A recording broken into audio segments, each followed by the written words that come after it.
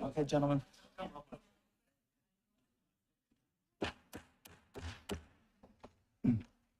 I now call to order the regular session meeting of the Board of Commissioners of the City of Tarpon Springs on Tuesday, March 11th, 2025 at 6:30 PM. Ms. Jacobs, roll call, please. Mayor Kulyas, Here. Vice Mayor Kulianis, Here. Commissioner Eisner, Here. Commissioner DiDonato, Here. Commissioner Banther. Here. Tonight's invocation will be given by Pastor Cody Bracy, chaplain at the New Spring Church. Let us pray.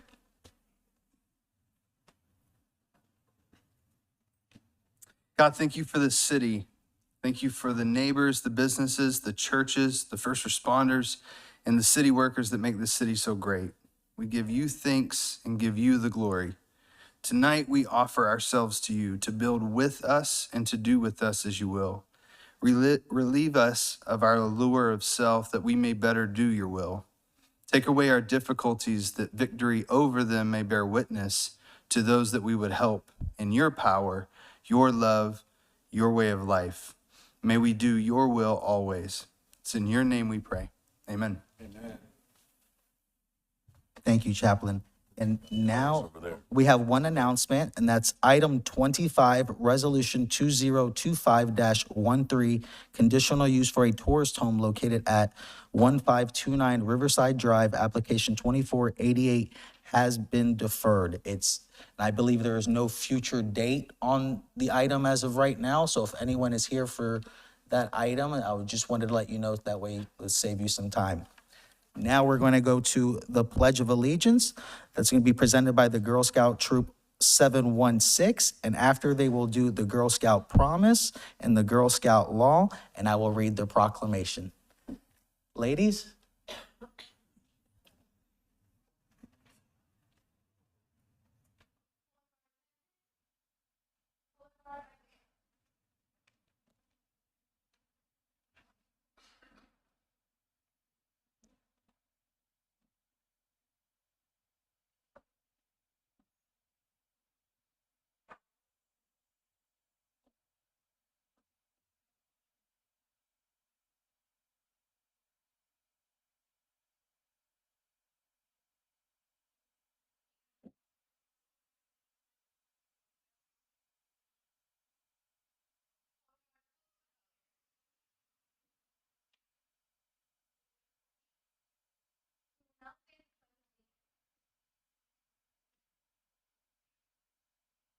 Allegiance to the flag of the United States of America and to the republic for which it stands, one nation, under God, indivisible, with liberty and justice for all.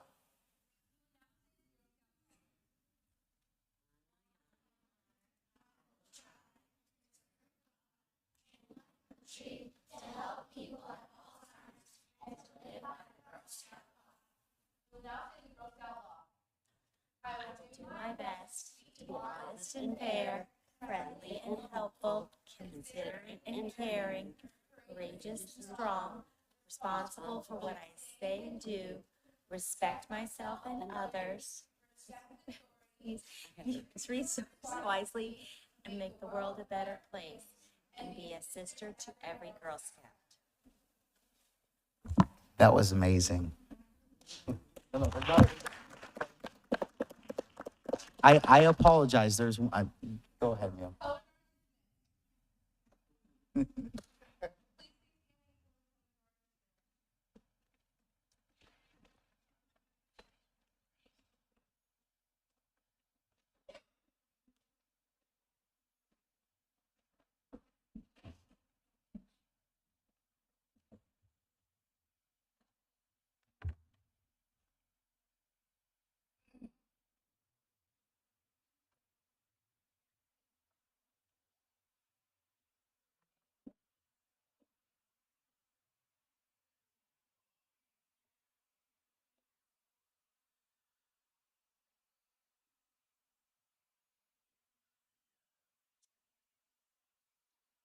If I can have a Scoutmaster or one of the young ladies, or or all the young ladies come forward while we read the proclamation. We're gonna give it to you all and honor you in Girl Scout Week. Yeah.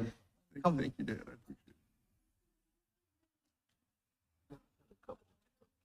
it. Just going around. Let him eat his candy tonight. Make fun of him tonight. No. Sorry. Come up, come on this side and we'll just face. Did you?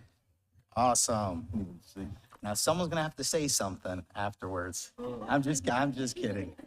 I'm just kidding. The City of Tarpon Springs, Florida proclamation, whereas Girl Scouts' birthday, March 12th, commemorates the day in 1912 when Juliet Gordon Lowe officially registered the organization's first 18 members in Savannah, Georgia. And whereas throughout its long and distinguished history, Girl Scouting has inspired millions of girls and women with the highest ideals of character, conduct, and patriotism. And whereas Girl Scouting connects girls to a world of possibilities and a positive and inclusive girl-led environment where girls are inspired to discover their passion and empowered to reach their full potential. And whereas through Girl Scouting, girls gain courage, confidence, and character to make their communities and world a better place. And whereas Girl Scouts Service Unit Beautiful Waters of Tarpon Springs, through its programming, allows each girl the opportunity to thrive and ensure girls in our community know they can do anything they put their minds to doing, and encourages them to feel empowered and embrace their unique strengths. Now, therefore, I, Panagiotis Koulias, by virtue of the authority vested in me as mayor of the city of Tarpon Springs, Florida, do hereby proclaim the week of March 9th through 15th, 2025 as Girl Scout Week. Here you go, young man. Young lady.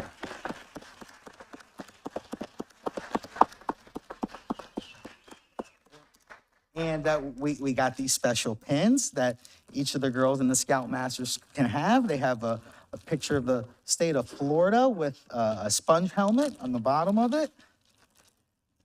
So each young lady will be able to take one of them home and obviously put it on your pins. And so I just want to congratulate you young ladies. The Boy Scouts came when we did a proclamation for them a couple weeks ago, and I said, if we were in survival mode, I would need your help. I can't build a fire, I can't really hunt, can't really do a lot of those things. So, the tools and knowledge and everything that you all learned through this program is, just like that proclamation said, help to give you the confidence and the abilities you need to be successful in this world. So congratulations to you all, and to the Scoutmasters, thank you all for these programs. Would you like to say a few words?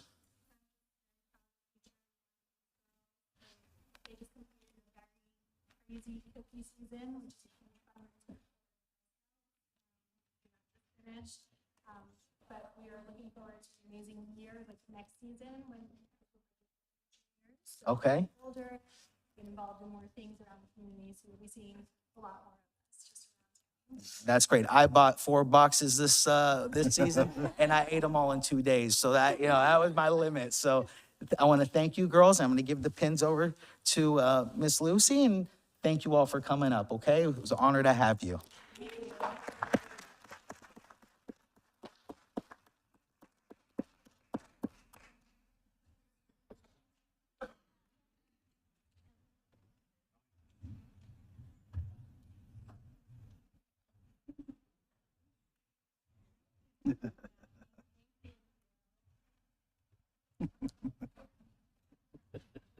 That's cute. Next, we have Irish American Heritage Month, and I got Mr. Stamper to please come on down, sir. Yeah.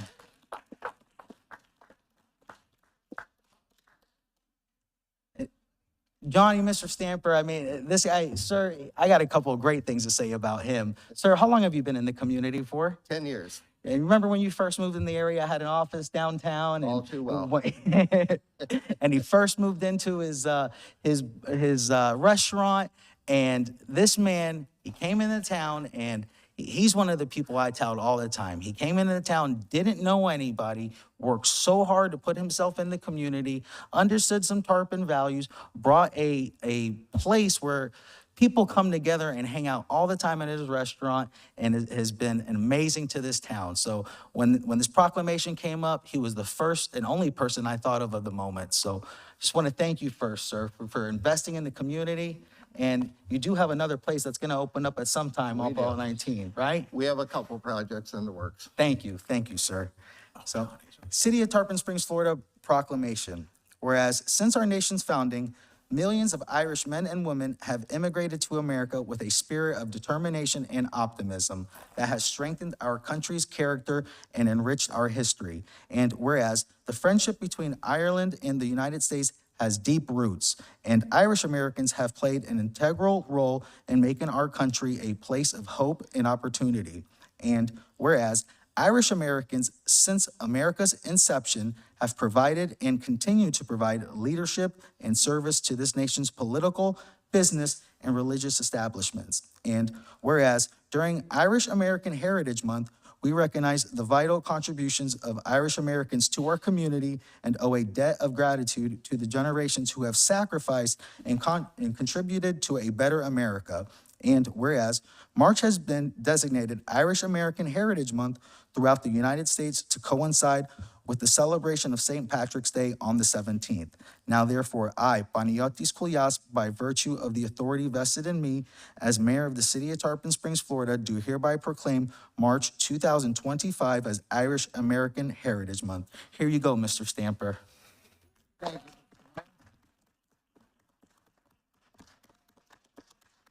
You have to say a couple words. Well, I want to say thank you to Tarpon Springs. We love it here, and come to the pub crawl on Saturday.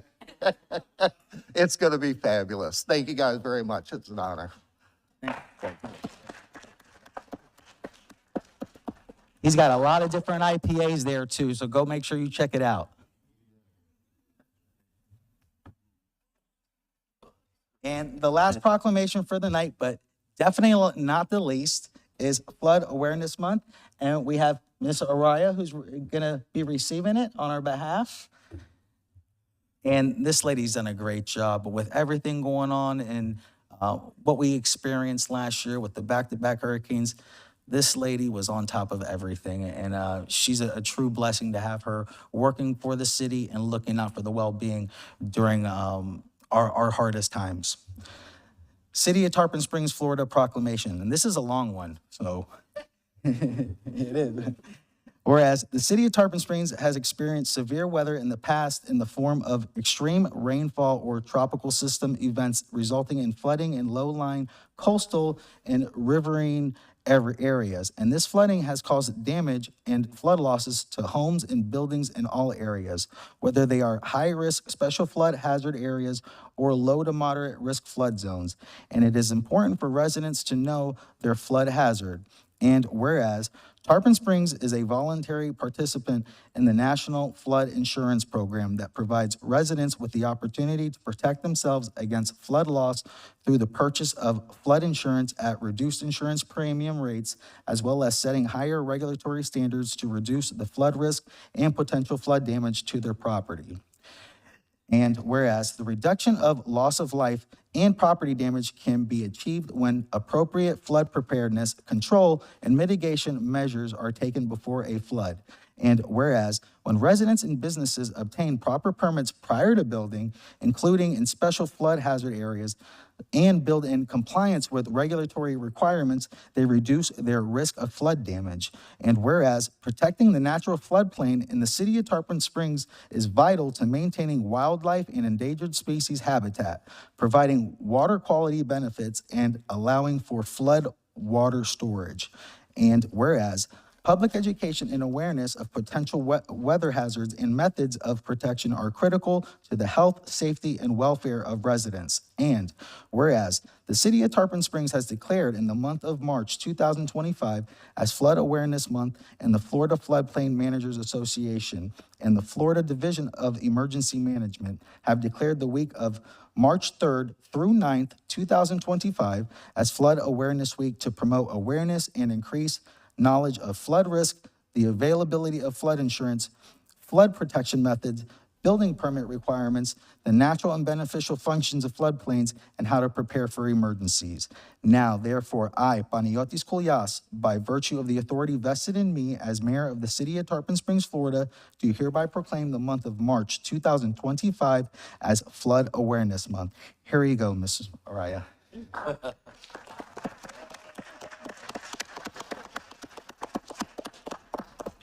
I just want to commend our residents really for their strength and resilience over the last year. You guys went through a lot. So, and also thank you for your patience with me and the building department. It means a lot and I just appreciate it. Thank you. Thank you. In that proclamation, as you heard, it really talks about the sensitive things that we're dealing with allowing permits, with the new FEMA standards, and protecting this city. That way, we do have the best floodplain ratings in the future. And staff's done a great job. So we just want to acknowledge them. Thank you.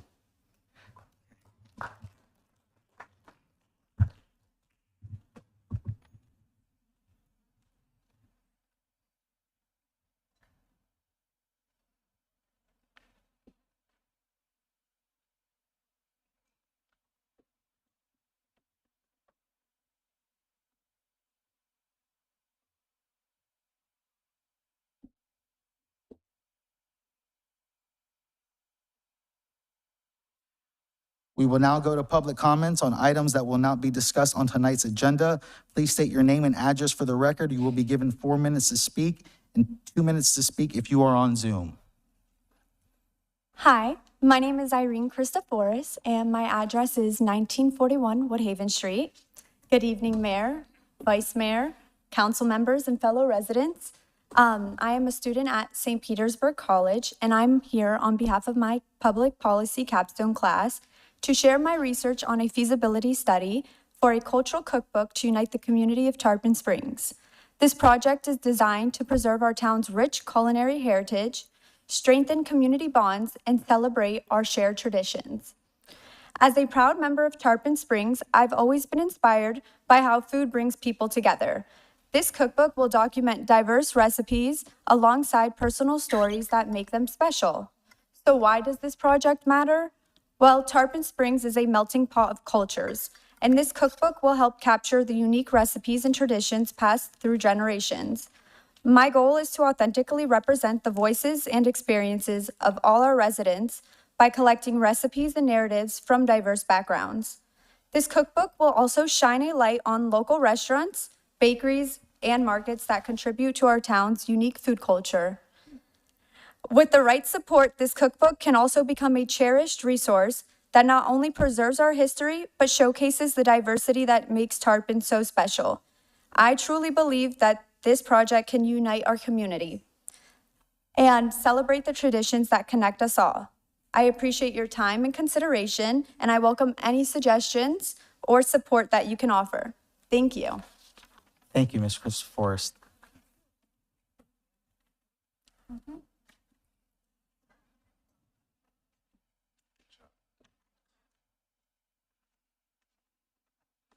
Good evening, everyone. I'm Robin Sanger, 1630 Lonesome Pine Lane, Tarpon Springs. We're here to talk about a new partnership between Alpha Yumi and Peace for Tarpon. So to begin, I'll share a little bit about our background of Peace for Tarpon, and then we'll share about what's coming up. Peace for Tarpon was founded in 2010. In the early days, our focus was mainly on education about trauma and understanding how unaddressed trauma can play out over a lifetime, leaving our community to overcome the many challenges that brings. Over the past 15 years, Peace for Tarpon has initiated, coordinated, sponsored, and delivered dozens of trainings, community events, and programs. All training and community offerings are given free of charge. Through our many community connections and partners, Peace for Tarpon responds quickly to community needs as they arise, and is an incubator for emerging community leaders. But over the years, as we grew and evolved, the powerful element of resilience was added to the picture. In the words of the Peace for Tarpon Board of Directors, true peace cannot coexist with trauma that remains unaddressed and unresolved. First, our own trauma must be addressed. Only then can we heal, nurture resilience, and bring peace to ourselves, our families, and communities. We know that building resilience is key to becoming a healthy and vibrant community. Peace for Tarpon championed adopting the red mangrove as our city tree. It is a physical symbol of true resilience we can see along our many miles of shoreline. Recently, Dr. Carrie Root and I connected to explore how we might create a more vital and resilient community by joining our energies and creating a partnership combining the shared mission and vision of Peace for Tarpon and Alpha Yumi. And Carrie Root is here to share more about that. Thank you, Ms. Singer. Whoops.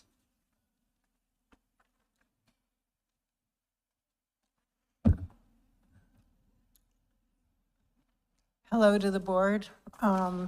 Thank you for having us here today and giving us an opportunity to share what we're doing. My name is Carrie Root, and my address is 1061 South Point Alexis Drive here in Tarpon Springs. I love this city. I've been talking with Robin for probably 6 or 7 years about how we could partner together, and it didn't really come clear to me until we, as a community, suffered the losses we did with our flooding due to our hurricanes. That affected me personally. My house was flooded, but it also affected me deeply because I never really had an experience where my home was threatened, and it put a very different spin on my outlook to my home, but also to my community. The community that came together and helped, we helped each other. However, I saw signs of significant stress. I felt that stress for months. Anyway, it helped focus me in our conversations with Robin and the Peace for Tarpon crew. I look at Peace for Tarpon as providing the context for training and outreach to the community. We are offering our content, we're offering workshops, addressing interpersonal skills, resilience, things like setting boundaries, dealing with annoying people, Vice Mayor, and more. Did you pass those out? Yes. Okay, anyway, you can see a small subset of the workshops we develop and give regularly. What we're doing now is looking to identify organizations who have an interest and need in having their members engaged in workshops with us. We'll work with them to identify which workshops fit their specific needs and then customize the discussion according to what is needed. One of the reasons that doing community-wide engagement is very powerful is because as you engage the community in activities like this, you have the opportunity to build peer mentorships as well as accountability partners among us all. One of the things that we are going to be working on is establishing some key performance parameters so we can gauge the effectiveness of the training as it spreads to the community. I mean, everything from, do people smile more? Do we have less altercations?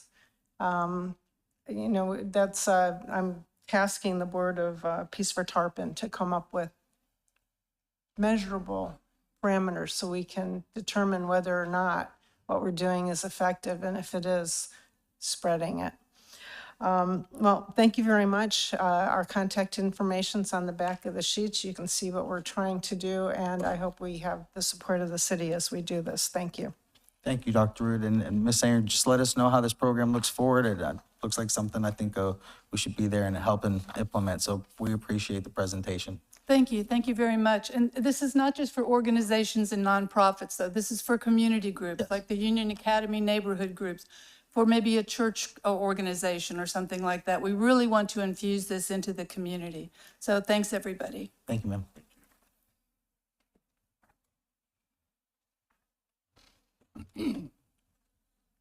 Hi, Debbie McKinney, 1021 Rose Tree Lane. I just wanted to say thank you for allowing the Girl Scouts to come and participate tonight. It really, that they're gonna remember that forever. I've been a Girl Scout since I was 6 years old. I just recently retired actively. But it really means a lot. Tomorrow, the Girl Scouts are gonna be 113 years old. 55 years ago, I got my gold award. I didn't want Mr. Panther to up me with his eagle. It wasn't called the gold award back then, it was called first class. But about 10 years ago, they allowed anybody with their first class, if you could prove you got your first class, which it was a lot of digging, then you could send that in to Girl Scouts USA, and so I have my gold award. Tarpon Springs has a very successful service unit. It's called Beautiful Waters, which is very appropriate. They have over 16 troops and over 100 girls active in scouting. And Girl Scouts is not just about selling cookies. It teaches girls the skills to be self-sufficient. And where else do they learn flag ceremonies, building a fire? And through their journeys, there's one journey in particular that talks about learning about yourself, learning about your inner circle, your family, and then community. So I would hope that maybe if one of the girls reaches out to any of you to discuss that community part, that you would be willing to talk with them. That would be great. And that's all I have to say. Thank you. Thank you, ma'am. I noticed a few women in the back had their hands up with the oath while the young ladies were saying it, so that was good to see. Good evening, Katie Taylor, 1991 Douglas Lane, Tarpon Springs, Florida. I wanted to first just say, sent an email a couple of weeks ago telling the city, thank you for allowing Mr. Funchin and Mr. Marco, from the Director of Public Works, to put the garbage cans in Rose Cemetery. They are very big help, and thank you for emptying those periodically. So we really appreciate that.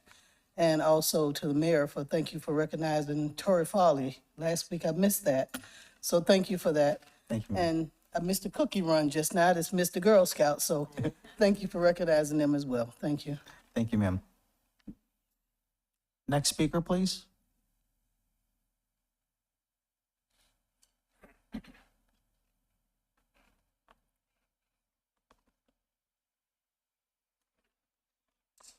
Good evening. Peter Dalakis, 514 Ashland Avenue.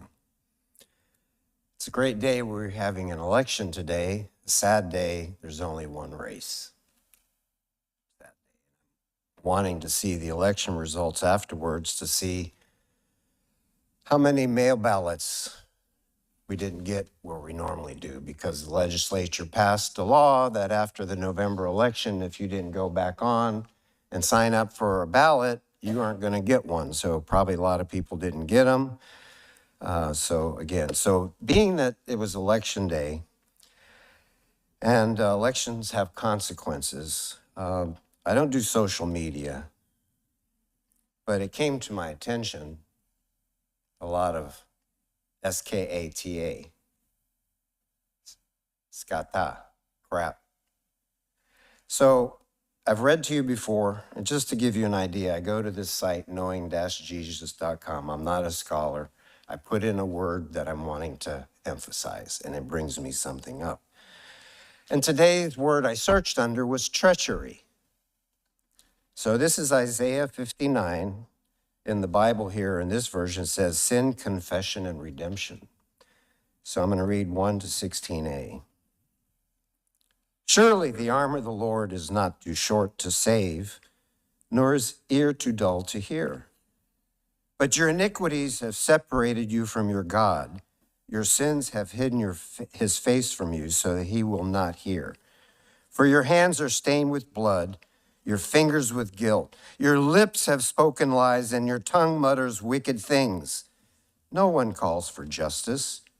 No one pleads his case with integrity. They rely on empty arguments and speak lies. They conceive trouble and give birth to evil. They hatch the eggs of vipers and spin a spider's web. Whoever eats their eggs will die, and when one is broken, an adder is hatched. Their cobwebs are useless for clothing. They cannot cover themselves with what they make.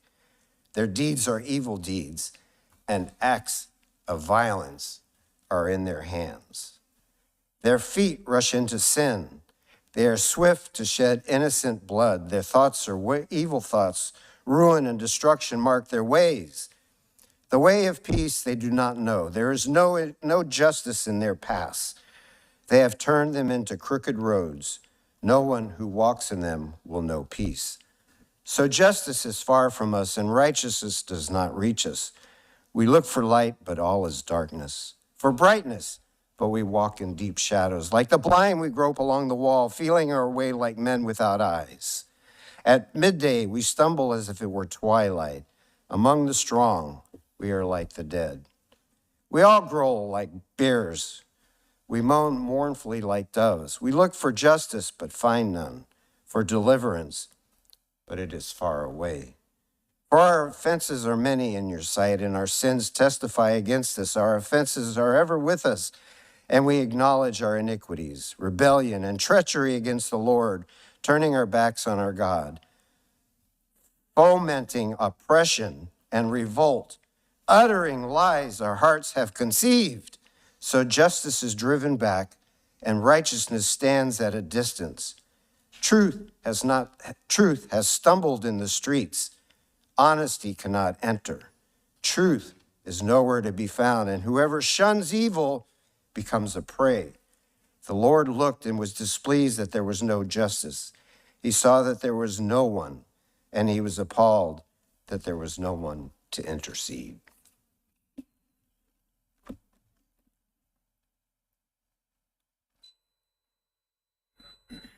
Next speaker, please.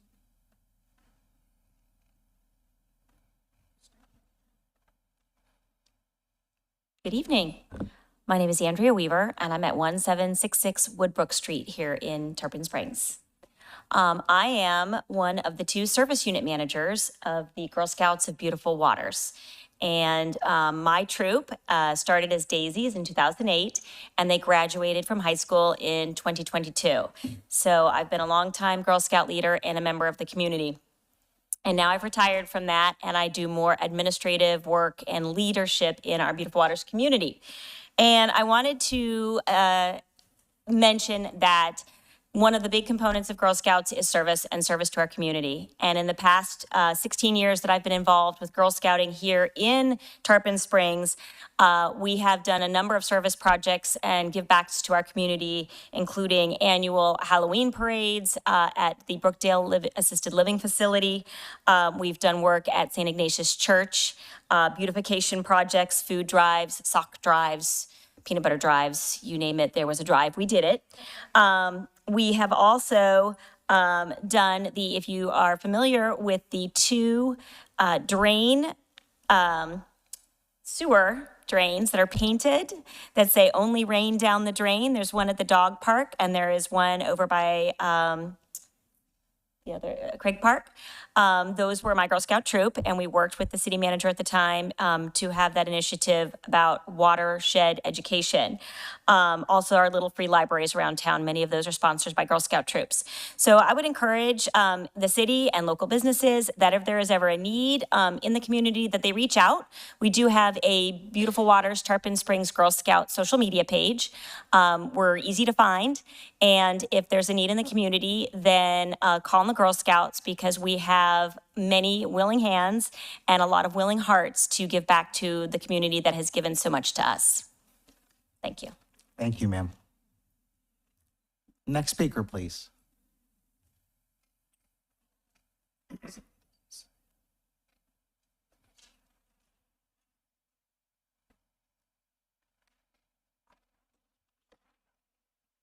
Hello, my name's John Saxer. I live at 1919 Patriot Lane in Holiday, but I work in Tarpon. what I do is archaeology. I managed to make it into this book. It's called American Archaeology in 2006. That wasn't the first article, but it has a question mark, Florida's prehistoric anchors, when it comes to the title of my article. The question mark's been removed over the last 25 years. Scientists all over the world are figuring out when they want to look at ancient civilizations, they have to find the stone anchors of those civilizations. A lot of times when a new idea comes to mankind, Schopenhauer said mankind goes through 3 stages. The first stage is ridicule and criticism. The second stage is violent opposition. And I hope this commission will reach the 3rd stage, which is acceptance of the idea as though they knew it all along, all the time. Schopenhauer was a great philosopher. I was going to read the whole thing, but somebody wrote an article about me.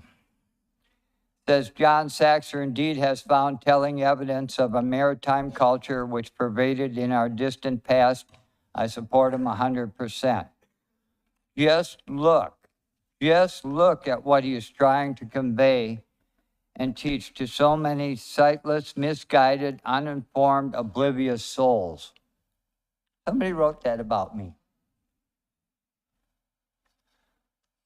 I'm here to request that we either put a stone circle where the last mayor, Costa, and I agreed to put it, or please return the captive stone to my location in Holiday, Florida.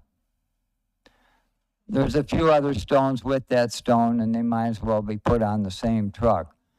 Mayor Costa is one of the greatest mayors I have ever seen in my life because he was able to see and think outside the box.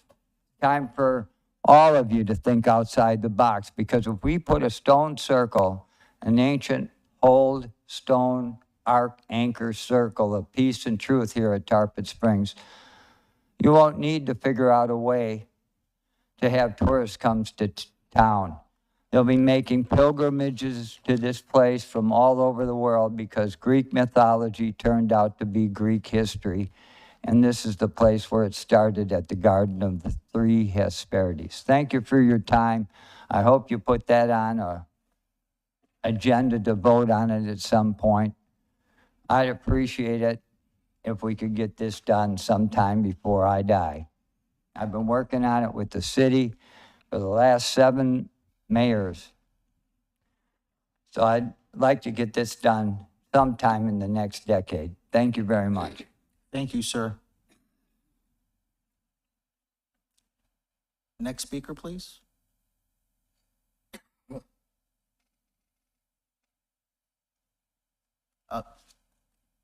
Would you like to speak for public comments? Yeah, please.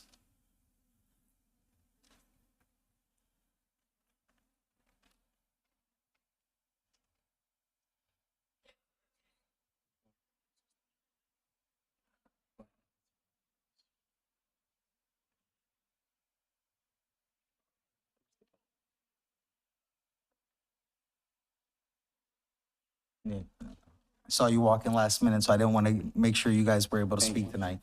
Thank you, guys. Good evening. My name is Pete, and I'm a 3rd-generation Greek American. My family owns Mama's Greek Cuisine at the Sponge Docks, where we've been proudly serving authentic Greek food since 1998. The Sponge Docks is registered with the state as a historical district and is considered the sponge capital of the world. Sorry, guys, not too good at public speaking. So allowing food trucks down here would be unfairly to have with the restaurants who built the community. We pay high rent, contribute taxes, and we've sustained the Sponge Docks for generations. Bringing in trucks would undermine them. If the goal is to attract more visitors, I urge the council to host second Saturday market at the Sponge Docks or alternate first Friday events between downtown and the Sponge Docks. These events would boost tourism without harming local businesses. If food trucks are considered, they should be placed in downtown Tarpon Springs and the open lot next to the Acropolis Meat Market, where they can contribute without threatening established restaurants. Please protect the integrity of the Sponge Docks and the businesses that have made it what it is today. Thank you, guys. Thank you, Mr. Mamasakis. Thank you. Theo Nico, would you like to say something? Talis na piskate? Εγώ Sotiri? δεν μπορώ να μιλήσω εγγλέζικα. No problem. He needs translation. I'm not the best at translating.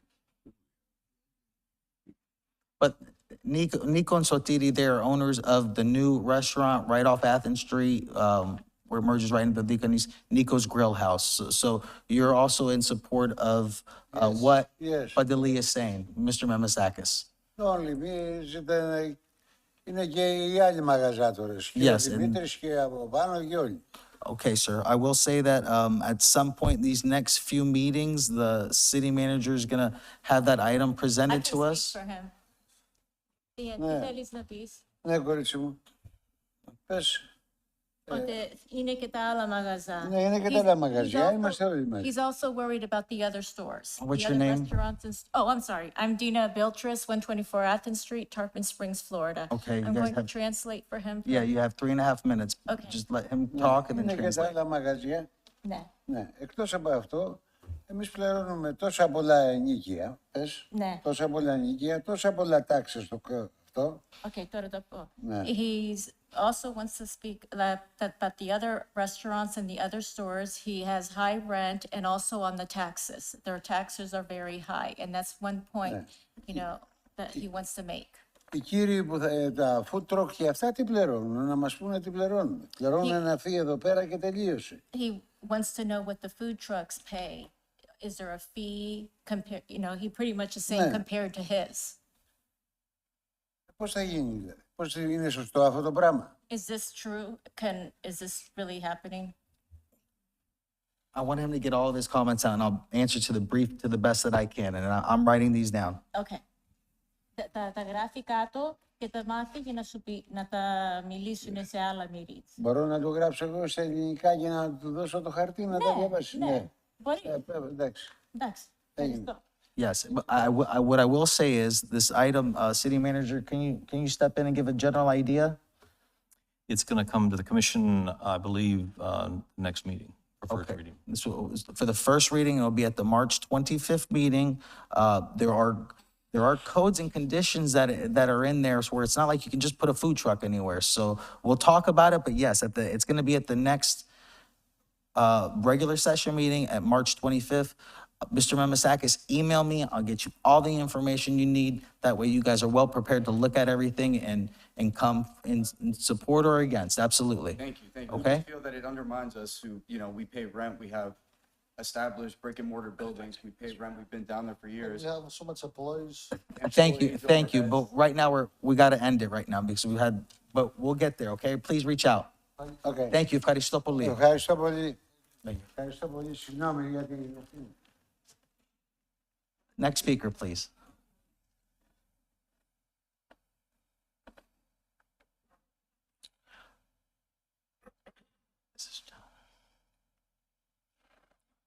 Are there any Zoom comments?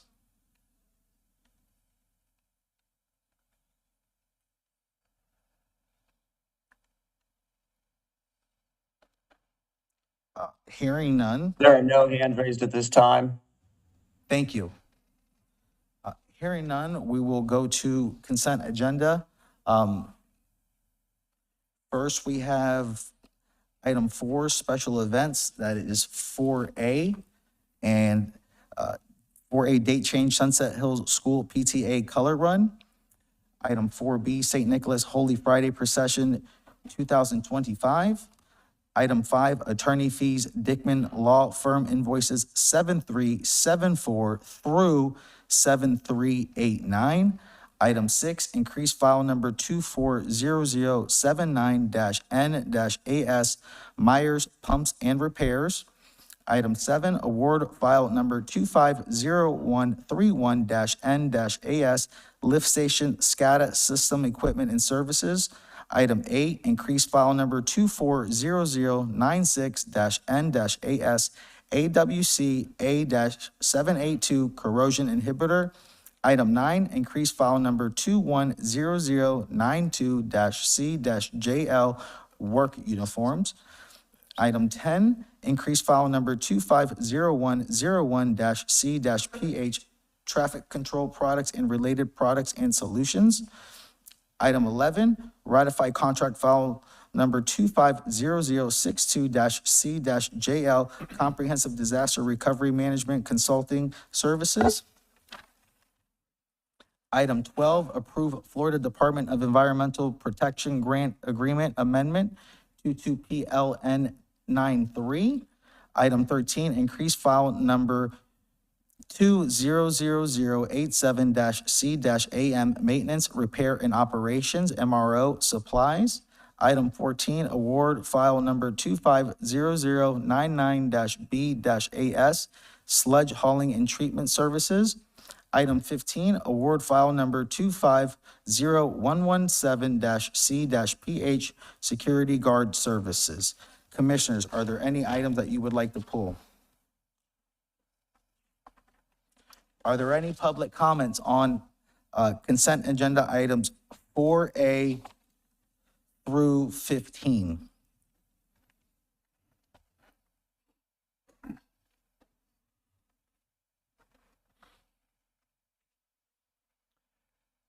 Okay, before I get started, Ms. Marcus has agreed to donate her time to me, and I will be speaking to you about item 15.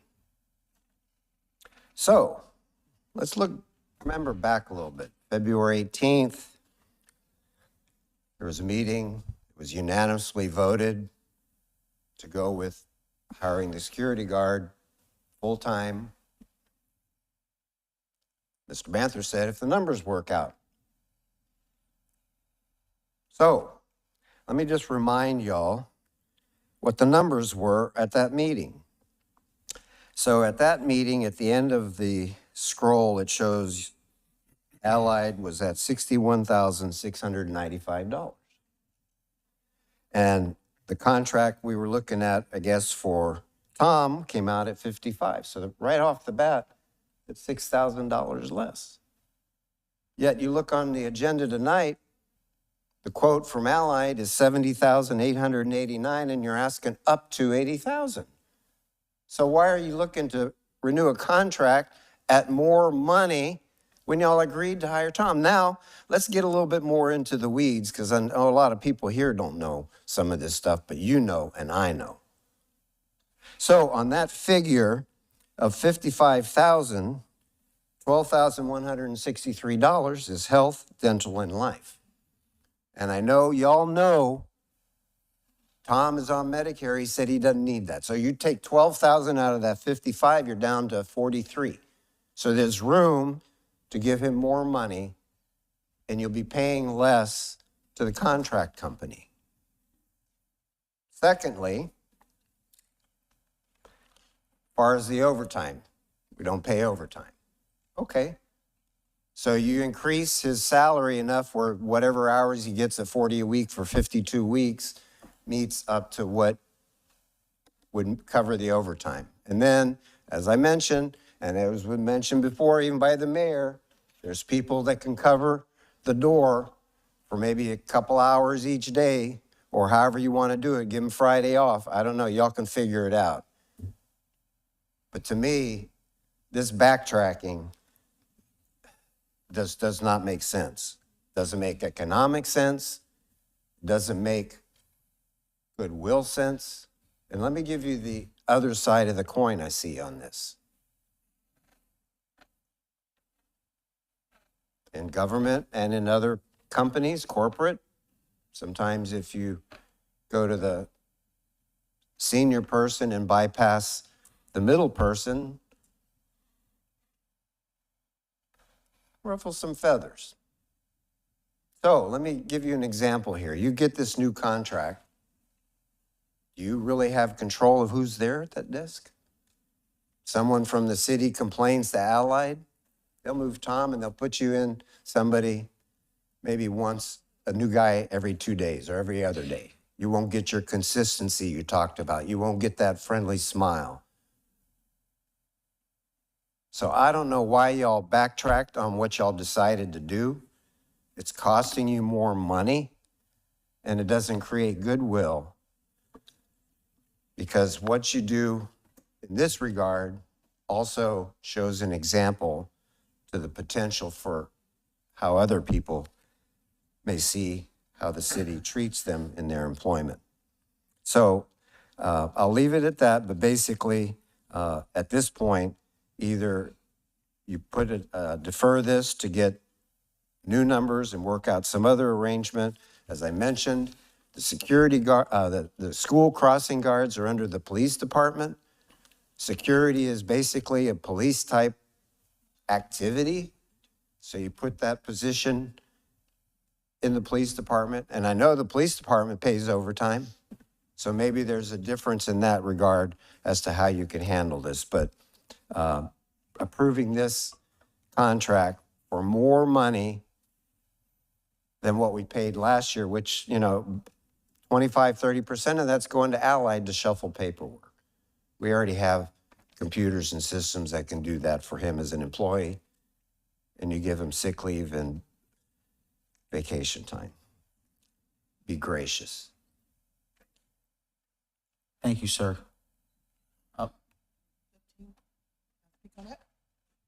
Yes.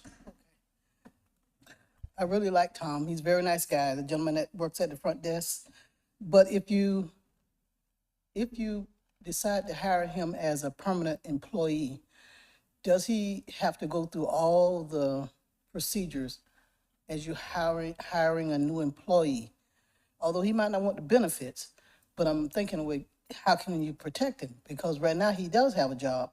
If the company can, if somebody complain, they can replace him, but they won't replace him unless the city says something's wrong with him. But if you decide to make him a permanent employee, does that position have to go up as an open position? Everybody has to be interviewed. So I'm just questioning that part. I'm all for keeping the gentleman, so I like him. It is what it is. But that's my concern. If you don't have the contract and you put him into the city position, does it go a different route once he get to be a permanent employee? You just can't hire him because you like him. You have to open that position up to everybody to be interviewed. It's a question. Thank you, ma'am. Are there any other public comments? Do we have the election results? No? Okay. All right, and then Commissioner Banther, you wanted to say something? Yes, I just wanted to see if city manager could respond to those comments as it relates to the amount. Sure. So initially, the offer that we showed you, Tom actually declined the offer once he realized that with the amount of overtime he had at time and a half, his take-home would be less. So we did negotiate, and ultimately what we came to, Tom was agreeable to, that he gets an increase through the agency until it becomes a level 2. That's why there's a slight increase in the contract. So he does be able to take home more pay, and we believe he'll be retained by the agency. And this was something he finally agreed to, that this is the best way to go. Can I say something here? Yes. But wasn't it correct if he were to work for us, he would have received less pay? His take-home would have been less. That's what I even at E wanted a you higher to say. rate, Okay, yeah. thank you. Okay, thank you. Are there any Zoom comments on the consent agenda items? There are no hands up at this time. The chair will entertain a motion to approve consent agenda items 4A through 15. So moved. There are no further comments. Roll call, please. Commissioner Banther? Yes. Commissioner DiDonato? Yes. Commissioner Eisner? Yes. Vice Mayor Colianis? Yes. Mayor Kulyar? Yes.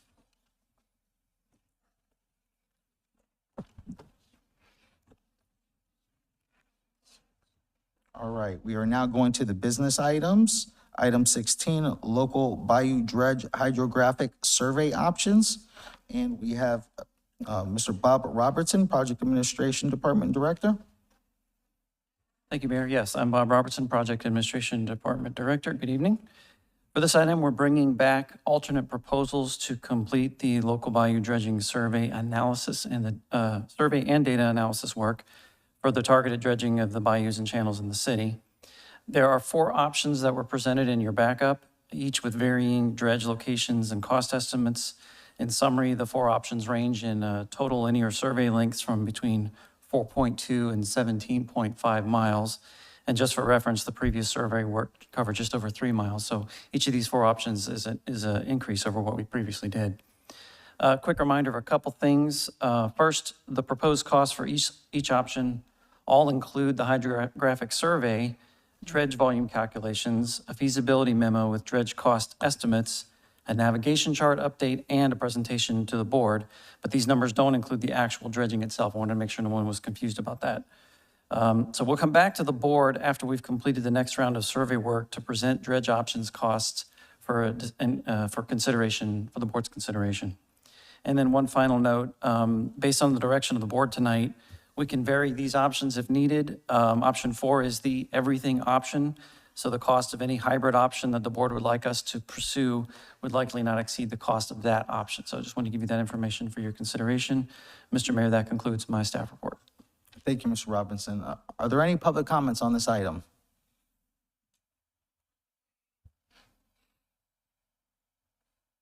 Peter Lax, 514.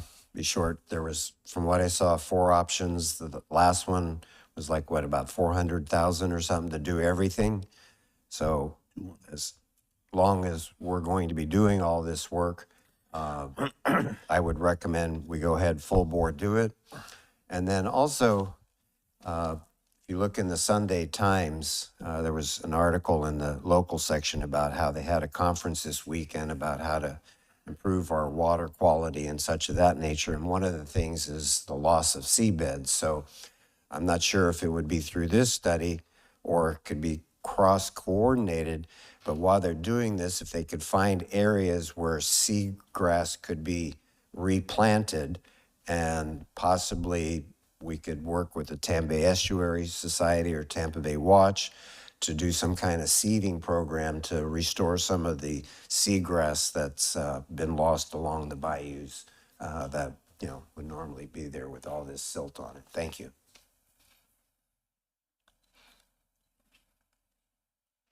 Susan Swenson, 327 Manatee Lane. I have a question. I'm sorry, I haven't read that information. I live on Manatee Lane, which is off of the canal from Whitcomb Bayou, between MLK and Manatee. Is that one covered at all, at least to the number 4?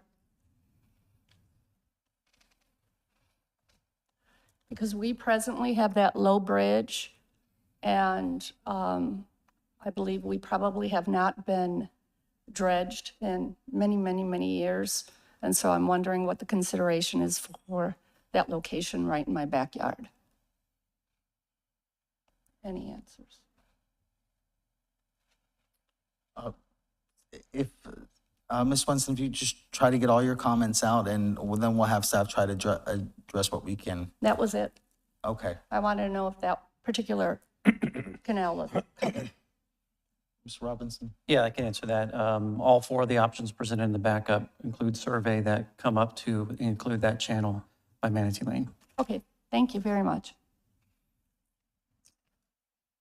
Are there any other public comments? Are there any Zoom comments? There are no hands raised at this time. Thank you. Commissioner Eisner? Thank you, Mayor.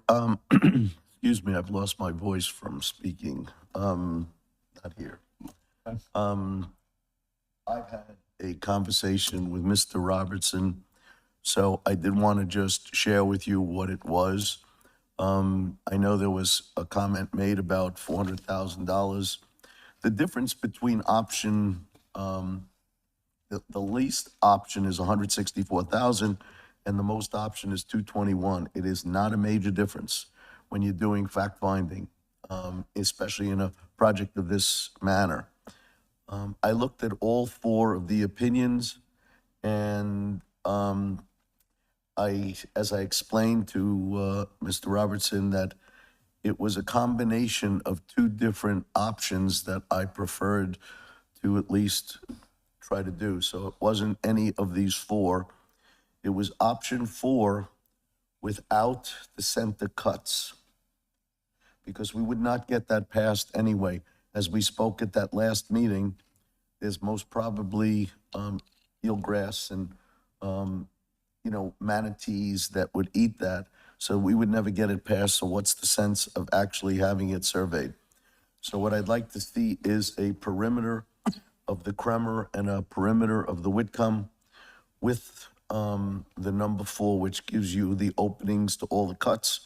And it also gives you the dredging around everything, including Harbor Watch, which hasn't been done in at least 60 years, from what I understand. So that is what I'm recommending, and that is what I would do a motion to, because just to give you an idea, number 3 only gives you an opening to come out of the canals, but all of the people that have properties that are paying taxes are not going to have their, boat launches dredged, which I don't think is fair. And number 2 is pretty much the same thing. And number 1 is a perimeter of both bayous, but doesn't give everything from the bayou around to Harbor Watch. It doesn't do anything except open up the inlets. So I think that if we get that number 4, everything with not the center removed would be our best bet. Thank you, Commissioner. Any other commissioners on this item? Do you want to make a motion to the extent of what you were saying? And Yes. So my motion, excuse me again, my motion is to take option 4 without the center cut and do just the perimeters, the Kremer and Whitcomb. You understand what I'm Yes, sir. saying, right? Understood. Yes.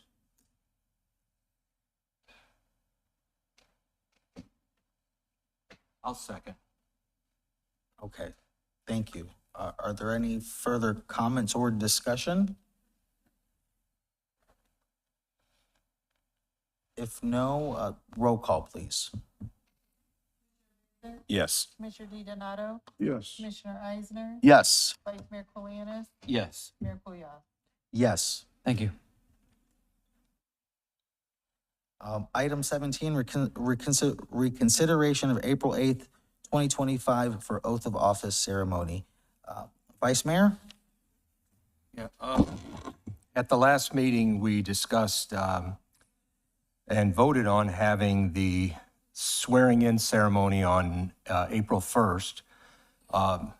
The regular meeting was scheduled for April 1st, and then we had the change of city attorneys, and then the first meeting of April would turn out to be the April 8th. I had discussed having some family members. I have a niece and a nephew coming down from New Jersey, but they can make other arrangements to come down at that time. So I'm okay with having the swearing-in ceremony on April 8th instead of the 1st. So that's it. Thank you, Vice Mayor. Are there any public comments on this item? IT, are there any Zoom comments? There are no hands raised at this time. Thank you. The chair will entertain a motion to have the oath of office ceremony moved to the April 8th, 2025 date. So moved. Second. I just want to say, thank you, Vice Mayor. It was very, appreciate you bringing it up. I was, just thank you for the consideration, and we appreciate it, sir. All right, roll call, please. Commissioner Banther? Yes. Commissioner DiDonato? Yes. Commissioner Eisner? Yes, and Vice thank Mayor you. Colianis? Yes. Mayor Kulyas? Yes. Business item 18, consideration of modifying vacant research and information officer job title and job description to public information officer marketing specialist. City manager? Thank you, Maria. This item is to take a vacant position that's been vacant since the retirement of the previous RIO and converting that into a public information officer and a marketing specialist, which this would right now, the PIO duties are been handed to our economic development manager, which takes up much of her time. And this person would also be skilled in marketing the city and all its aspects, and would sort of consolidate our marketing efforts. Okay, thank you. Are there any public comments on this item?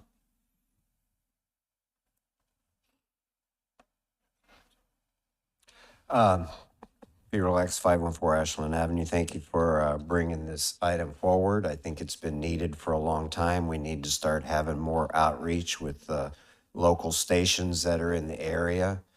You got Bay News 9, Channel 8, Channel 10, Channel 13. You've got radio stations. So we need to start pumping up our visibility there. One thing I would like to see possibly done is when you go to our website, there's a link that says press releases, and you go there and nothing's ever being updated. So road closures, event things, because to jump to Connect Tarpon, and Connect Tarpon doesn't always have, things that you may be looking for. So you can always put press releases in there with links to Connect Tarpon if there's a certain thing, but I just feel that part of our reach out to residents and others who may have interest in our community don't get a full picture when stuff's there that's been over a year old. Thank you. Thank you. Any other public comments on this item? Zoom or IT, are there any Zoom comments? There are no hands at this time. Thank you. The chair will entertain a motion to approve business item 18, consideration of modifying vacant research and information officer job and title. So moved. Second. There were no further comments or discussion. Roll call, please. Commissioner Banther? Yes. Commissioner DiDonato? Yes. Commissioner Eisner? Yes. Mayor Colianis? Yes. Colianis, I'm sorry. It's coming soon, so it's. Yes. I'm Thank trying to you. have many screens going on Right? tonight. Thank you. Yes. We're moving on to item 19, consideration to authorize the mayor to sign a letter from Pinellas County cities to FEMA. City Manager Charles Rudd. Thank you, Mayor. This is a request we received from some of our sister cities to sign and show support for their request to the president, actually. So I talked to the staff about the impact, and actually some parts would make our job a little easier, but we do understand FEMA's stand, the 50% rule is to try to stop paying for rebuilding the same houses over and over again. So, but for the mayor to sign, the commission would need to authorize that. Are there any public comments on this item?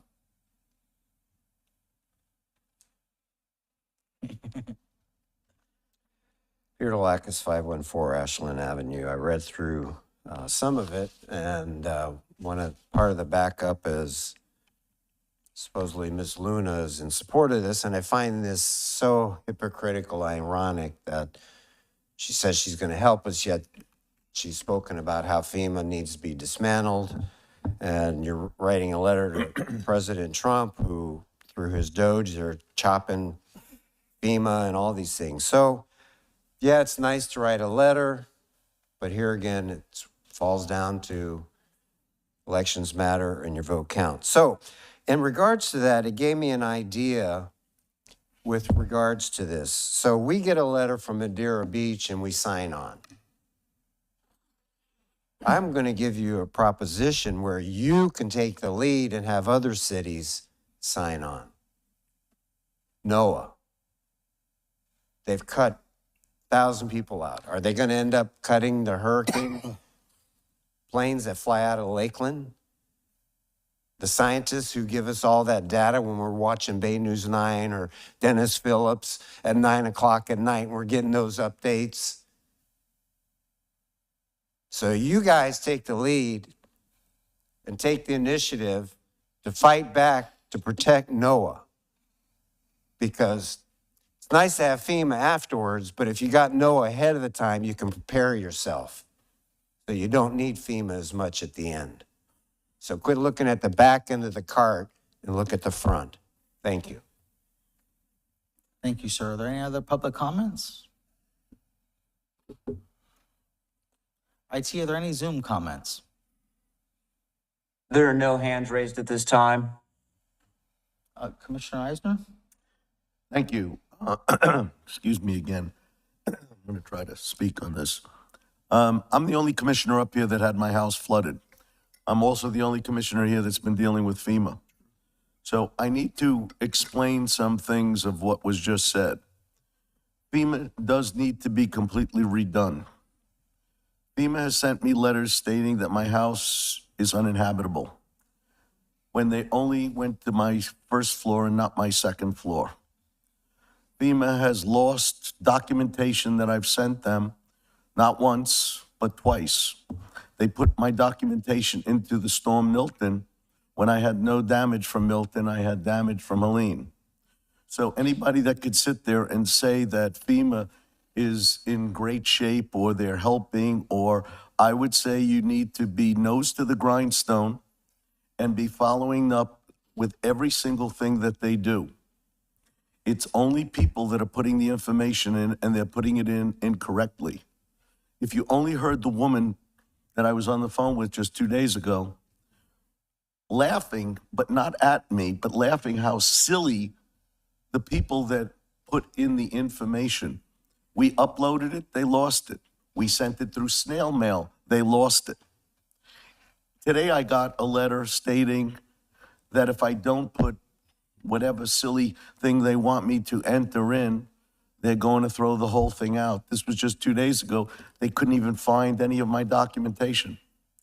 So anybody that says it's running smoothly, it's not. And it does need to be reevaluated, not by dismantling, but by redoing.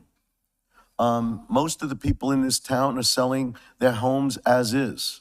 It's being sold to corporations. If that's what we want, that's what's happening right now, because they're not getting money. You have to have money in order to fix your house. And that's the bottom line. Thank you. Thank you, Commissioner Eisner. Here we go. The chair will entertain a motion for business item 19 to authorize the mayor to sign letter from Pinellas County cities to FEMA. So moved. Second. So I received this letter. It looked great to me with all the coastal mayors signing it. And so I just forwarded it to all the department heads and say, staff, what do you think of this? And said, hey, we had to bring it up in front of the commission to sign. So looks great for the commission and for our staff. So roll call, please. Commissioner Banther? Yes. Commissioner DiDonato? Yes. Commissioner Eisner? Yes. Vice Mayor Colianis? Yes. Mayor Kulyas? Yes. Item 20, approve change order number 2 to bid number 230200-B-JL Penn Street and Gross Avenue Drainage and Roadway Improvements, Part 2. Bob Robertson, Project Administration Department Director. Thank you, Mayor. For this item, excuse me, for this item, we're requesting board approval of a change order, as you said, for the Pent Gross Stormwater Improvement Project. The amount of the change order is $401,514.38, 72% of which will be funded by the Stormwater Fund and 27% will be funded by the Water Sewer Fund. This change order, I can summarize, is basically got 3 primary components. The first addresses various repairs and adjustments to correct items from the previous failed contractor. We believe this to be the last of those types of repairs. The second component of this change order reconciles bid quantity discrepancies regarding our pre-bid estimates versus field verified quantities. We have better information. And the final component is what I'm characterizing as an upgrade opportunity. Keystone, our contractor, recognized that while constructible as designed, the installation of the remaining stormwater pipe on Gross Avenue would be challenging with respect to maintaining the integrity of the existing clay, very old clay sanitary sewer pipe, and the existing historic decorative block walls that line many residents along Gross Avenue. So instead, Keystone is proposing to install the new storm pipe in the center of the street rather than along the edge as originally proposed to avoid these issues and to replace the existing sanitary pipe with new PVC pipe, as well as replacing old brick sanitary sewer manholes with precast concrete manholes. Keystone's offering to pay for all the additional costs associated with the design and construction of the storm pipe relocation, So they're a collaborative partner in this. And they are asking the city to fund only the costs associated with relocating and rebuilding the new sanitary sewer line. So we get a new sanitary sewer line, we get new manholes out of this. And I believe this is a significant upgrade, providing not only all new utility lines, the water lines have already been replaced in this corridor, so everything's going to be new under this road. But we also have a new street that won't need to be cut open for utility repairs, likely for the rest of its useful life. I also believe that this demonstrates Keystone's commitment to a successful project partnership with our offer to cover the additional costs for relocating the storm pipe. So that is my staff report, Mr. Mayor. I'm happy to answer any questions. Thank you, Mr. Robertson. Are there any public comments on this item? IT, are there any Zoom comments? No hands raised at this time. Thank you. Commissioner Iser, you have some questions? Yes. I just wanted to share with the audience and the residents. I did have the conversation with Mr. Robertson, and I did want to share also that it is a plus. You know, when a contractor starts a job and then disappears, walks off the job, whatever it is, and then we get another contractor to try to finish up the job, you never know how the first part of the job went until they open it back up. And here, this Keystone went and opened it back up, found issues that the first contractor did, and is not only straightening it out, but he's found other things that were not on the markings and is also willing to go after that. I just think this is a plus, and I take my hat off to you, Bob, because it's great to have a contractor like Keystone who's willing to work with us and do the right thing after we kind of displaced the people on Gross for quite some time. And that was my question to Mr. Robertson, is the people have been really, really patient beyond what I would classify as normal. And, you know, at least we can finally get this put to bed and make the people happy that things are not going to have to be opened again. So I do want to thank you again, and I appreciate what your hard work is to get this done. Thank you. Thank you. Thank you, Commissioner. There are no commissioner comments. The chair will entertain a motion to approve business item 20, approve change order number 2 to bid number 230200-B-JL. So moved. Second. No further comments. Roll call, please. Commissioner Banther? Yes. Commissioner DiDonato? Yes. Commissioner Eisner? Yes. Vice Mayor Colianis? Yes. Mayor Kulyas? Yes. We're now going to ordinances and resolutions. Item 21, Resolution 2025-21, ratification of Executive Orders 2025-16, 2025-18, and 2025-20, extending a declaration of state of emergency for Tarpon Springs due to Hurricane Helene. City Attorney, can you please read the title? Resolution 2025-21, a resolution of the Board of Commissioners of the City of Tarpon Springs, Florida, ratifying Executive Order 2025-16, extending the declaration of local state of emergency to March 4th, 2025, ratifying Executive Order 2025-18, extending the declaration of local state of emergency to March 11th, 2025, and ratifying Executive Order 2025-20, extending the declaration of local state of emergency to March 18th, 2025, and providing for an effective date hereof. Thank you, City Attorney. Are there any public comments on this item? IT, are there any Zoom comments? There are no hands raised at this time. Thank you. The chair will entertain a motion to approve Resolution 2025-21. So moved. Second. There are no further comments or discussion. Roll call, please. Commissioner Banther? Yes. Commissioner DiDonato? Yes. Commissioner Eisner? Yes. Vice Mayor Colianis? Yes. Mayor Kulyas? Yes. Item 22, Resolution 2025-22, ratification of Executive Orders 2025-17, 2025-19, and 2025-21, extending a declaration of state of emergency for Tarpon Springs due to Hurricane Milton. City Attorney, can you please read the title? Yes, Mayor. Resolution 2025-22, a resolution of the Board of Commissioners of the City of Tarpon Springs, Florida, ratifying Executive Order 2025-17, extending the declaration of local state of emergency to March 4th, 2025, ratifying Executive Order 2025-19, extending the declaration of local state of emergency to March 11th, 2025, and ratifying Executive Order 2025-21, extending the declaration of local state of emergency to March 18th, 2025, and providing for an effective date hereof. Thank you, City Attorney. Are there any public comments on this item? IT, are there any Zoom comments? There are no hands raised at this time. Thank you.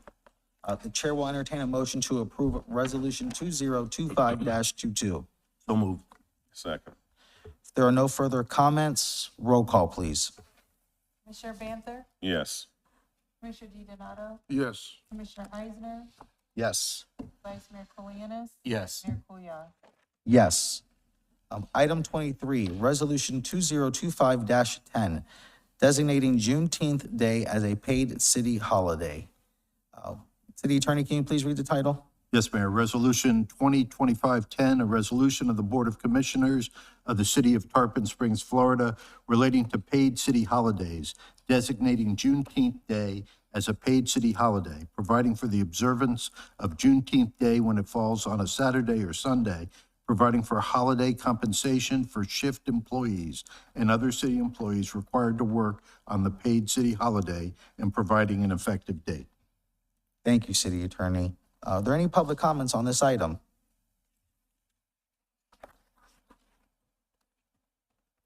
Debbie McKinney, 1021 Rose Tree Lane. I hope you guys approve this. It's been a long time coming. It's actually the city manager who brought it up right away once he got got in. So we thank him for being able to bring that for the residents. There are no further, IT, do we have any Zoom comments? There are no hands raised at this time. Thank you. The chair will entertain a motion to approve Resolution 2025-10. So moved. Second. There are no further comments or discussion. Roll call, please. Commissioner Banther? Yes. Commissioner DiDonato? Yes. Commissioner Eisner? Yes. Vice Mayor Colianis? Yes. Mayor Kulyar? Yes. We are now going to item 24, ordinance 2025-05, establishing section 12.51 through 5 through 7 of the Code of Ordinances, operating hours for city parks. This is the first reading. City Attorney, can you please read the title? Yes, Mayor. Ordinance 2025-05, an ordinance of the Board of Commissioners of the City of Tarpon Springs, Florida, establishing section 12.5-7 of the Code of Ordinances, operating hours for city parks, providing for conflict, providing for severability, providing for codification, providing for an effective date. That is ordinance number 2025-05, read by title only on first reading. The second reading will be March 25th, 2025, and it was published on March 12th, 2025 in the Tampa Bay Times. Okay. Are there any public comments on this item?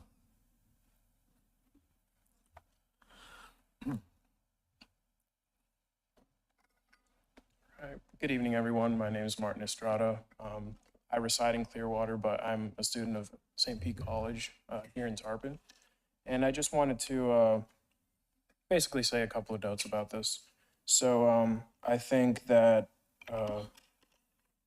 this is a very important ordinance. I think it's a crucial step to ensuring safety in the city, especially for the maintenance crews that need to get into parks and do meaningful work there. I think these parks are a vital asset to our community. They provide spaces for citizens to relax, to recreate, and to interact socially. I think right now the lack of codified operating hours leaves a lot of confusion for citizens. So this is a great idea for people to know when not to and when to go to the park. I think the fact that citizens can go and choose any time between sunset and sunrise, it helps a lot. I think closing the illuminated fields and courts after 10 p.m. The clarity for this is very important. I know from my experience in Clearwater, working a non-sworn position at Clearwater Police Department, a lot of transients would hide in the park after hours, especially when the sun sets. So I think that this is going to be a great addition to your city as well. I think Ordinance 2025-05, I think it's going to make it a lot easier after storm damage, especially just the hurricanes that you guys experienced, to close the park whenever the city manager sees fit to do any needed repairs. So I think you guys should all vote yes on it. And I thank you guys for your public service. Thank you, sir. Are there any other public comments? IT, are there any Zoom comments? There is one hand raised. I will allow them to speak.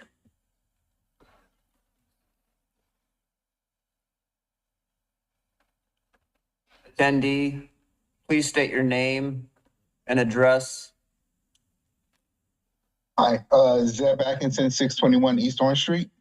I'm also in favor with it. We were actually able to sit with Park and Recs to kind of go over some very crude initial outlines of what what it would look like to have parks closed, what should be done, what shouldn't be done. And I think it's a good thing so that citizens more so are aware of when they can and when they cannot do certain things in the park. So I hopefully everyone will agree and can put up the signs and everything, and it'll just be good to have that clarity for the citizens. Thank you. Thank you, sir. Are there any other IT comments? There are no other hands raised at this time. Thank you. The chair will entertain a motion to approve ordinance 2025-05. So moved. Second. There are no further comments or discussion. Roll call, please.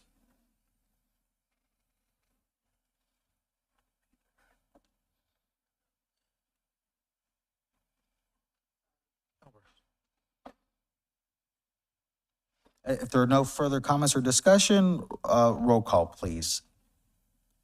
Commissioner Banther? Yes. Commissioner DiDonato? Yes. Yes. Yes. Yes. Item 25, Resolution 2025-13, the conditional use for a tourist home located at 1529 Riverside Drive has been withdrawn by the applicant. So we are now going to the final item of the night, which is Resolution 2025-15, conditional use for an gaming arcade in the HB Highway Business Zoning District, 40114 US Highway 19 North, application 24-80. This is a quasi judicial procedure. City Attorney, can you please go over the process? Yes, Mayor. This is a quasi judicial proceeding where the Board of Commissioners acts in a quasi judicial rather than a legislative capacity. At a quasi judicial hearing, it is not the board's function to make law, but rather to apply law that has already been established. In a quasi judicial hearing, the board is required by law to make findings of fact based upon the evidence presented at the hearing and apply those findings of fact to previously established criteria contained in the Code of Ordinances in order to make a legal decision regarding the application before it. The board may only consider evidence at this hearing that the law considers competent, substantial, and relevant to the issues.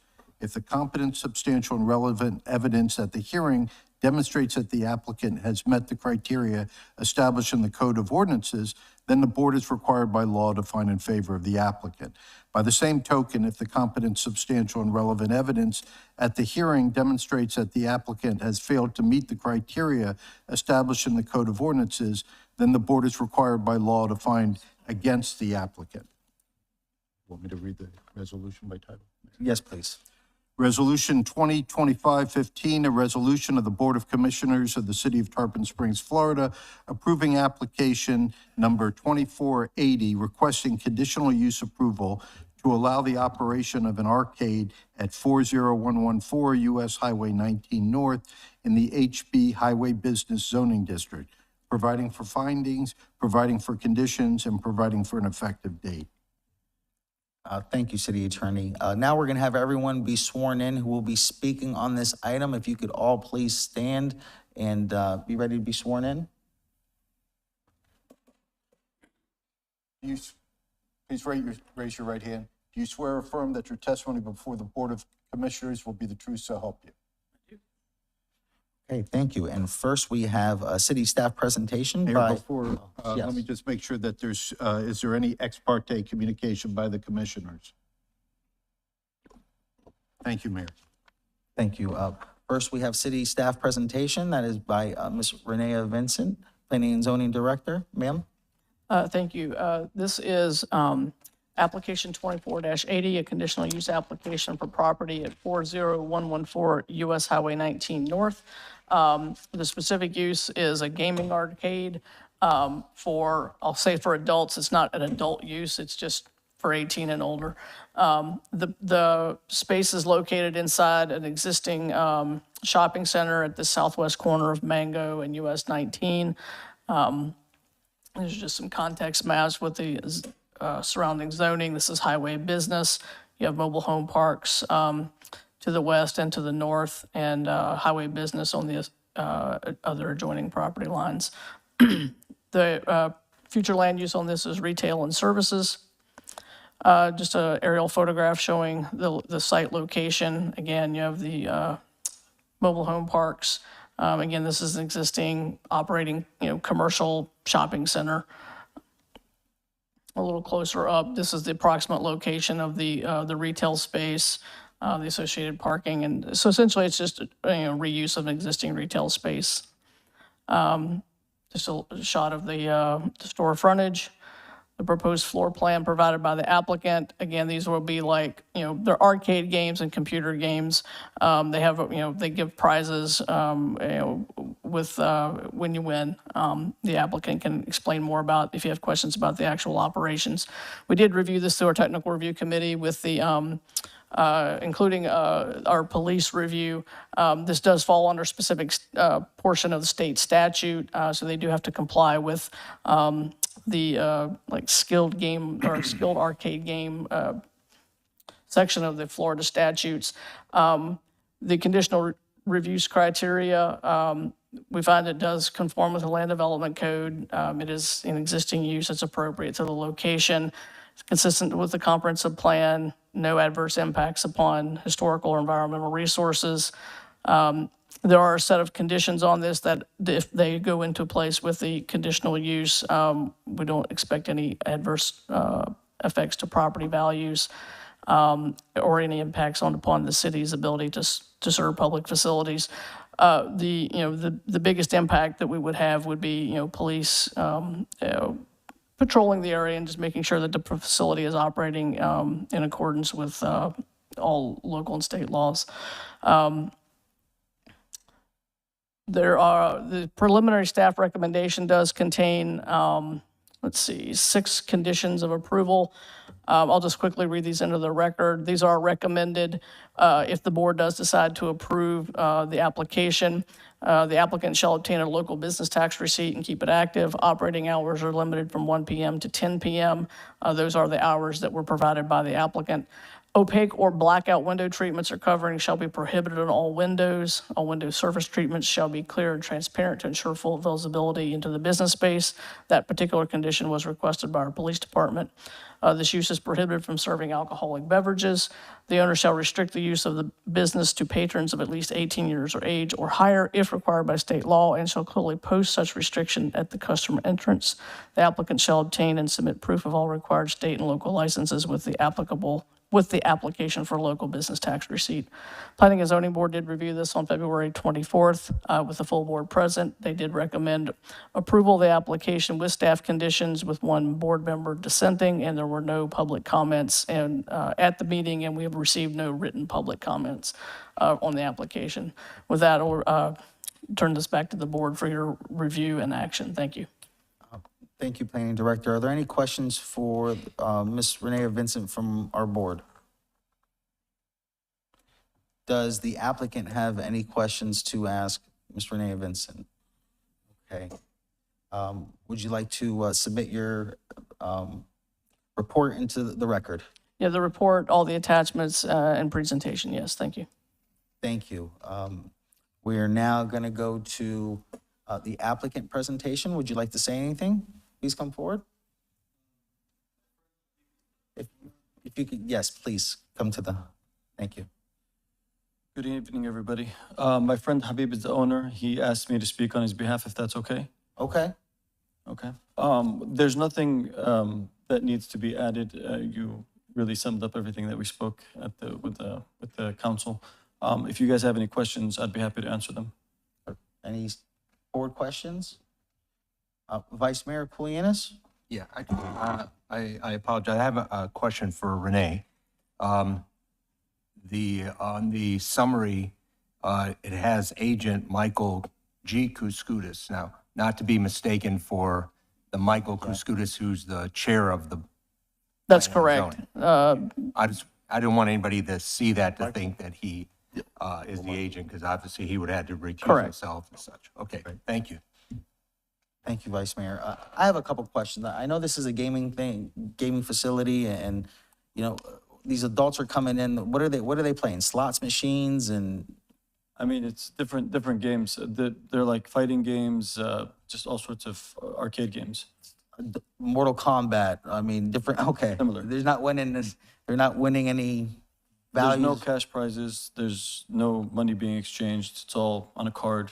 It's loaded on a card. They can accumulate credits and cash out if they, for prizes of certain values. All right. Well, you might see me there playing Mortal Kombat and Tekken. So,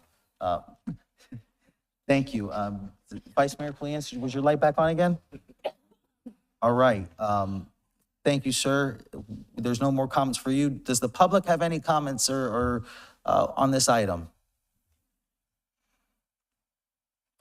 We're now, IT, are there any public comments on this item? They will have to be sworn into if they speak. There are no hands raised at this time. Thank you. No one replied, so there is no rebuttal from the applicant. We're now going to close the presentation, and we're going to BOC deliberations with a motion second and potential roll call. So now the chair will entertain a motion to approve Resolution 2025-15, conditional use for a gaming arcade in the HB Highway Business Zoning District. So moved. Second. There are no further comments or discussion. Roll call, please. Commissioner Banther? Yes. Commissioner DiDonato? Yes. Commissioner Eisner? Yes. Vice Mayor Koulianis? Yes. Mayor Cole? Yes. That concludes the regular session meeting. We are now going to board and staff comments. Major, you have any comments? No. Thank you for letting me be here, though. We got you out fast tonight, huh? Yeah. City Attorney? No, Mayor, other than it's a pleasure being here. Thank you, sir. We're happy to have you back. City Manager? Just want to acknowledge, we did go to Tallahassee yesterday in search of funds. We did submit 3 stormwater projects this year. We picked the top ones that are not currently under construction. We had met last fall with our local senator and representative, Hooper and Anderson. And back then, actually, the mayor was with us, and Scott and Bob and PJ. And then so in Tallahassee, Scott and Jeff Young went with us, and PJ. We met, and they stayed, I came back last night, they stayed today, and met with a total of, altogether, we met with 6 senators and 1 representative, and we're optimistic. We got a good response. They all commented that it was good that we were there in person, and so our senator was very positive about our chances. So now we'll watch the budget process in week 5, and just keep an eye on it. We told them, let us know if there's anything we can do to keep it in front of them, but they're just overwhelmed with projects, as you can imagine. So we just have to, we were asking for about $1.1 million. So we think it's a nice ask and easy for them to to help us out, and we're optimistic. Thank you, City Manager, for the update. We appreciate it. City Clerk? I apologize for earlier. I'm trying to work out some election things. I just want to advise everyone that there is one of the precincts that was at the community center, which is precinct 703, 10, and 11. If you see the results, you'll see it at 88.89%. The reason is because they had some trouble uploading the cartridge. So the elections office is awaiting the arrival of the cartridge to complete that last portion so it can get to 100%. Okay, so So we're still, from what I understand, it's close, so we can't say anything yet, right? So, anything else, City Clerk? that's all. Thank you. Thank you. We're gonna go to board comments. Commissioner Banther? Yes, thank you. I know it's not official yet with the election, but it is in Commissioner Eisner's favor thus far. And so if that continues, I do congratulate you, sir. I know it's a hard race. I think the bigger issue, as Commissioner Delakis has pointed out here before, is the very low turnout. This is some of the worst I've seen since, I mean, probably the 80s. I think you might have to go back further. I don't think that the results would change. I'm not implying that, but it's just pitiful. And I think some of that, I think it's a twofold problem. I think first is how they, and I was ignorant of this fact too, because I voted absentee since college in Michigan. I had to vote in person for like the first time in forever today. I didn't know we weren't getting our ballots. And I think we need to help educate people, not just in city races, but to make sure you have your mail-in ballots. It's so easy. You don't have to mess with the day of or anything like that. And then, second off, I think it goes more towards what I have been preaching and pray that we need to continue, and I say continue in a positive way, continue to make a positive culture up here where people want to run for office, people want to be on city boards. And that's why, we only had one challenged election. So I think, we need to be mindful of that moving forward. But regardless, Commissioner Eisner, if you're successful tonight, we will work well together, of course. I want to thank the city manager for going to Tallahassee. We don't have what we don't ask for, so I appreciate that very much. And I also want to wish Major well in his 2-month training he's going to be doing. We're going to miss you here in Tarpon, but I'm sure you'll come back with lots of stories. So thank you. Thank you. Commissioner Eisner? Thank you. Thank you, Mayor. Tomorrow I'll be representing Tarpon Springs in Forward Pinellas. And I believe there's one case that was deferred from last month, so I will be there for this one. As far as the election, I'll not say anything right now. I just want to thank all of the people who came out to help, and also all the people that came out to vote and give me the confidence that we could really help the city be better than we started. So for now, I'll just thank you. Thank you, Commissioner Eisner. Commissioner DiDonato? I would like to also thank the city manager for lobbying us in your party, Tallahassee. That's something we should be on top of all the time. If we're going to ask, I think it's good to see a face or faces with that request. So I thank you and your group. I also want to, our fearless leader down at the end, I want to wish him much success in his 2 months training. I'm with you there.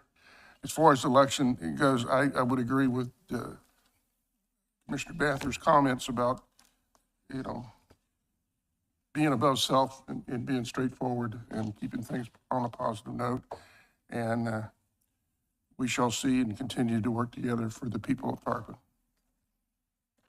Thank you, Commissioner. Vice Mayor Polianis? Again, if to reiterate, if this lead holds, I want to congratulate you, Mike. But again, I didn't congratulate you. It's a qualified congratulations that if it holds, because I don't want to put any kind of bad juju on this for you. But seriously though, I assume that you're going to be sitting here for the next 3 years, and we'll be working together. And I look forward to it. We're going to have this same group. We're just going to shuffle some seats around. And I think this has been a good functioning board. I think when we look at the big items, you know, we can argue about, you know, technicalities of things and even minor things. But I think when we look at the big items, I think that we have a general agreement about, you know, what we want to see our city be, maintain its, you know, hometown feel, obviously have some progress, but then preserve what we got. And I think we all agree on that. You know, it was a little disappointing, you know, we don't have any control. We put our name in the hat and we don't have any control about who runs against us. You know, one of my things on my, you know, bucket list of life was to run for office. I participated in a lot of campaigns. I participated in 3 with my brother. I participated with actively with Tony Samarkis. I participated with guys up here, and several other campaigns. And you know, it's exciting. Election night is exciting. So, you know, again, you're gonna. I also want to commend Miss Franzese. You know, she put her hat in the ring, and again, if this holds, she got a, you know, a nice showing. And it's not easy to lose, but there's really no loser. Everyone, you participate, you say you want to help your community. You know, she's a young lady. She's got plenty of opportunities to do other things for Tarpon Springs. Mike, you and I are probably going to be our last hurrah. So, and I agree with you. We want to leave it better than we found it. Right? So again, if it holds, congratulations. Thank you, Vice Mayor. I just want to thank the city manager and staff for going up to Tallahassee. I'm interested in trying to look at ordinances for the city that really don't bring out the best in Tarpon Springs. Maybe some stuff we could look at, you know, for just people fishing or being in certain areas. So stuff like that I want to try to bring out. As far as the election, I know the election was tough. I'm not congratulating anybody yet, but I want to thank Commissioner Eisner for running again. You know, being there. Also for Miss Franzese for running, because it takes a lot of guts to run. And yes, I was very critical of her, but it is an election, and we want people to be able to rise above the tough criticisms, especially you know, when it's a two-way street. And so I am proud of her. She did put her name in the hat. She did very well. We're looking at everything, so I'm not saying anything as of yet. And so whoever the outcome is, I'm looking forward to working with them. And whatever the outcome is for anyone, qualifying is in 8 months. So, you know, until we get some more people involved and hopefully raise the salaries to get some younger people involved, we'll see what happens. But appreciate everybody getting involved, staying involved. And that's the next meeting will be the March 25th regular session meeting. That will be, in fact, my last meeting as the mayor for a regular session meeting. The next one will be the oath of office change. But the blessing in disguise for March 25th, it will be my birthday. So I couldn't write it any better, and it's just a blessing for how things happen. And just want to thank everyone in this board, and we will work together. We will move forward, and we're going to focus on great ways to get this community more involved than ever. So thank you all so much, this commission, staff, and everyone out who voted. Meeting adjourned at 8:17 p.m.